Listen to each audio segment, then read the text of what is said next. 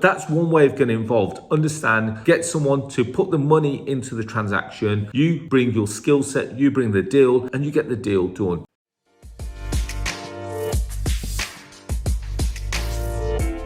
Hi guys, it's Arsh, and in today's video I'm going to be answering probably the most common question that I get asked in property. So how do I get started in property with limited funds? Now before we go any further, I need a small favor from you. If you wouldn't mind hitting the subscribe button and the notification bell, every time I release a video you get notified of it. As a mini reminder, this channel is sponsored by the Property Investor app, which is the UK's first property investment platform, which showcases all kinds of deals all over the UK. Whether you're looking for a below market value deal, a rent deal, a lease option deal, we've got them all there. Now there are two ways to get involved. You can either go to the website, which is propertyinvestorapp.co.uk, or if you've got a smartphone, go to the App Store, type in Property Investor and download it from there. So let's get started. Now you're all very excited. You really want to get involved in property, but the one thing that you're lacking right now is probably the biggest thing, is funds. So are there other ways to get involved? Now the answer is yes. It may take you a little bit longer to get involved, but you can get yourself started, you can get yourself training. Now, there are strategies out there that allow you to get involved in property with none of your own money. And we're going to go through these on a step-by-step process. So first of all, there's different ways that you can acquire property. You can either buy property or you can acquire property. Buy property means that you're actually purchasing the asset. Now, if you don't have the funds to purchase it yourself, you can use, well, let's use an abbreviation, OPM, other people's money. Now lots of people talk about this. If I was going to simplify it and keep it really simple, it's called a joint venture. You can go and reach out to someone and say, guys, I've found a great deal, will you help fund this transaction? And there are lots of people out there, so there are lots of investors out there that may have the funds but may not have the time to do the transaction. Now you've got to understand, what is it that you bring to the table? Is it that you bring the deal? Is it that you bring the skill and that they bring the money? And you've got to make sure that it's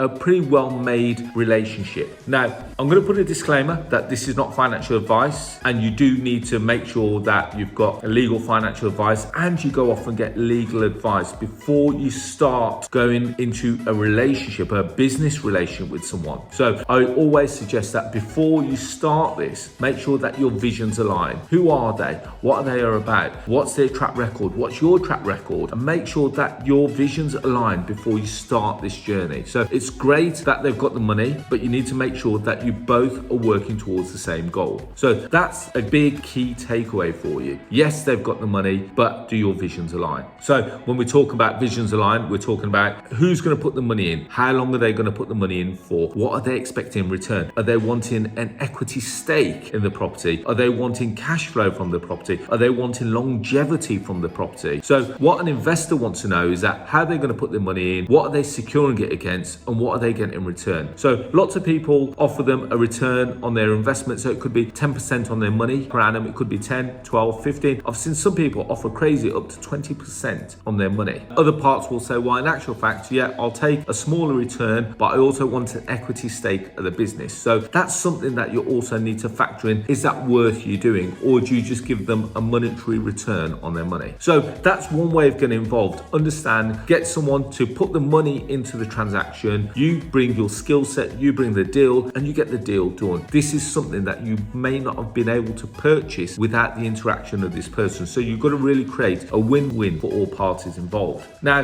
that's if you buy the property. Now, there are lots of other ways that you can acquire properties. I've talked about acquiring properties a lot in 2022. So you can do strategies such as rent to rent. Rent to rent is where you rent a property off a landlord, and then you go off and you rent it and you turn it almost like into a HMO, where you rent it out on a room by room basis, and hopefully the income that you generate by converting it into a HMO will be far greater than the rent that you're paying out to a landlord. It's very simple economics. You've got to generate more money coming in than you've got going out. Hopefully that's really simple. Now, there are lots of things that you may need to take into consideration when it comes to legislation. So you've got to have a look at the property, you've got to have a look at the location, you've got to have a look to see what red tape there is in that location. When we talk about red tape, are you in an Article 4 area? Are you in a selective licensing area? Are you able to legally convert that property into a HMO? You may need to also take into consideration the landlord. Do they have the correct consents in terms of mortgage products, insurance products for you to be able to convert this property into a HMO? Because it's all very well you creating it, but if the landlord then gets the property repossessed because their mortgage company doesn't allow it, that could cause problems for all parties involved. So again, little questions that you may need to ask from the outset, but if you do it and you do it correctly, and I've done this successfully for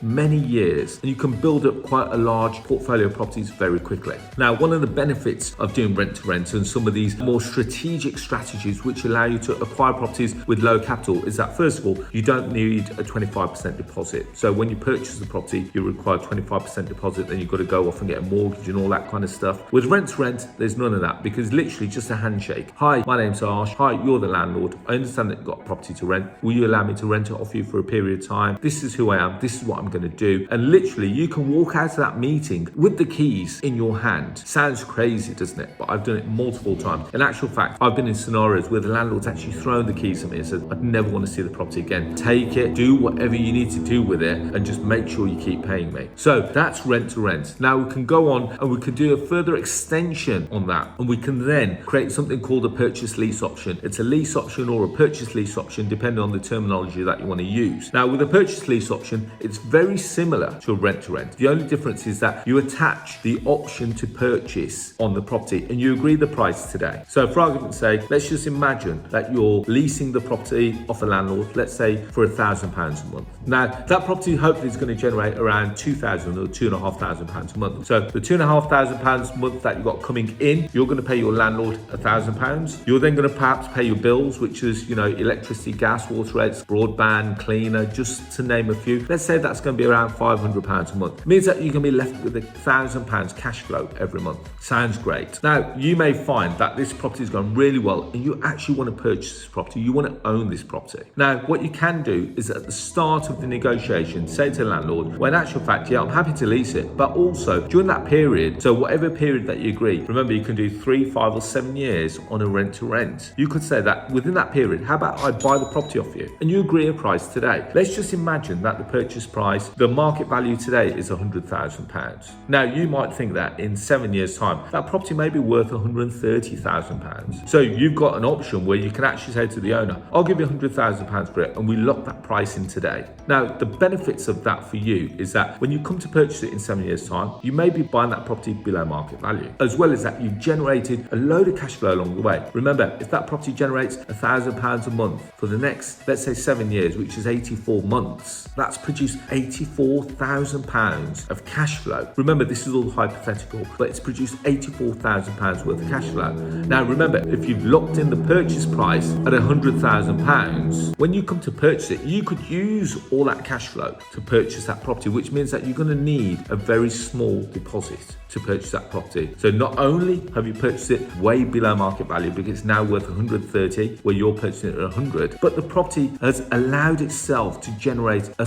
load of cash so that when you come to purchase it, you're going to be in a position in some scenarios to actually be a cash purchaser and go, there you go guys, boom, it's done its job. Now, benefits for everyone involved. Landlord has had 7 years of hassle-free renting. They've not had to deal with maintenance, voids, bad debt and all that kind of stuff. They've got a guaranteed £1,000. So you've got to remember that if they've been renting it at £1,000 a month for the last 84 months, they've generated £84,000 worth of income from that property. Remember, you've also made £1,000 cash flow from that property, which means that you've made £84,000 worth of cash flow from that property as well. So it's a win-win from both parties. They've made their rent, they've had no hassle, they've also locked in their sale. You've taken on a property with very little capital required, and it could be a handshake. You may need to pay a small deposit depending on the negotiation. Now, the beautiful thing with rent to rent and lease options, it is all subject to negotiation. It all depends on how good your negotiating skills are. So I've taken on loads of property where I've not paid any rent up front, any deposit, and literally they've just gave me the keys. In some scenarios, I've even got a rent-free period whilst I go and do the property up. Now, when you take on a property on a rent to rent, yes, you can convert it into HMO, but there are also other ways that you can generate further cash flow from it. So there's high cash flow strategies like serviced accommodation. So instead of running it as a HMO, put it on places like Airbnb and Booking.com, and you've got people coming in to visit for the night or for a weekend or for a short extended period. As as you would as if you go on holiday. Now, as a result of there being shorter stays, it means that you can charge more. So let's just imagine in a HMO, you charge a room at £400 a month. Now, in some scenarios, in some Airbnbs, you can charge £100 a night. So if you work on the basis £400 a room per month on a HMO basis, potentially depending on your location, again, there's other red tape involved, other legislation that you'll need to become aware of, you can generate £100 a night, which means that that room or that location can generate approximately £3,000 per room. Again, that all depends on the property, the location, the type, the standard. There's lots of things that you've got to take into consideration when it comes to service accommodation. Again, it's more like running a business, more like running a mini hotel. So don't just assume it's as easy as take it, stick it on Airbnb. You've got to look at the automation, you've got to look at the management of it, you've got to look at running it as a true business, because your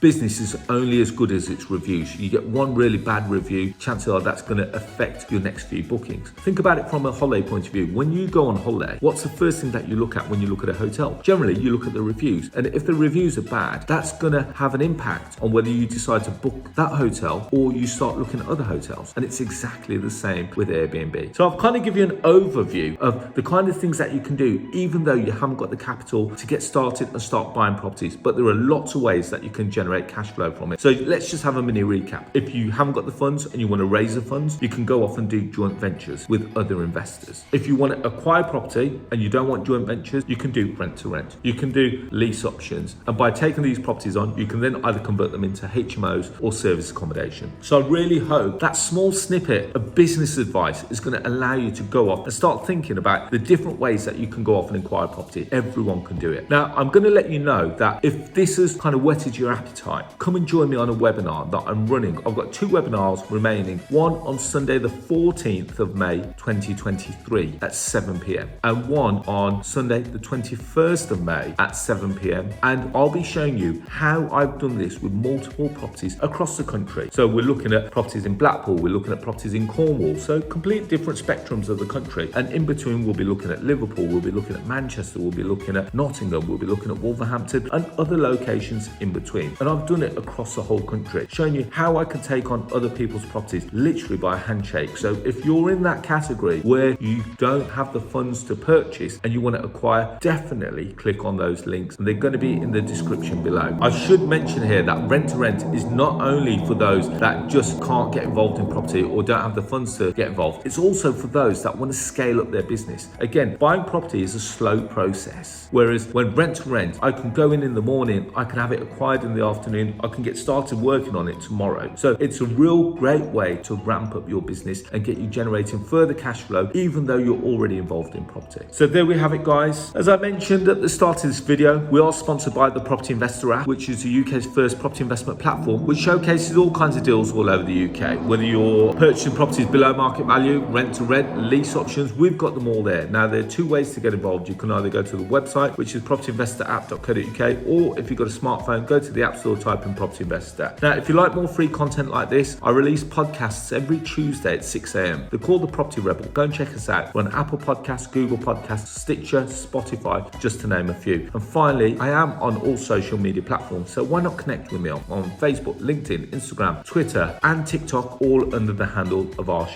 On that note, guys, really hope that you've enjoyed the video. Don't forget to like, subscribe, and I look forward to speaking to you all very soon. Thank you and bye-bye.